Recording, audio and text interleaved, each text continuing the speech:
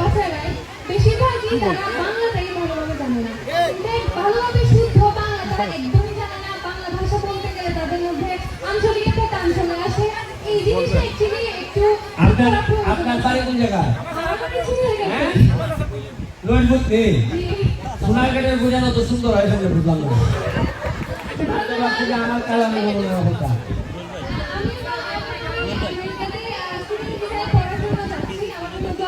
ও চাইতেছি কি বাংলা নয় আমরা শিখবো কিন্তু তুমি ইংলিশ শিখতে আইরাই দেশ না আইতাই না এটা গুড পয়েন্ট যে আমরা বাংলা হয়ে বাংলা পারি না। আমি আমার ছোটবেলায় বাংলা যারা শিখাইছো এমনই বাংলা শিখাইছো এখন বলতে আমি জীবনে বাংলা শিখাইতেছি এবার সিলেটি দিয়ে কোনোভাবে খাবার করতেছি আমি জানি আমি কি যন্ত্রণা পাচ্ছি আমার আমি এটা খুবই সিরিয়াসলি আমি এটা দেখবো।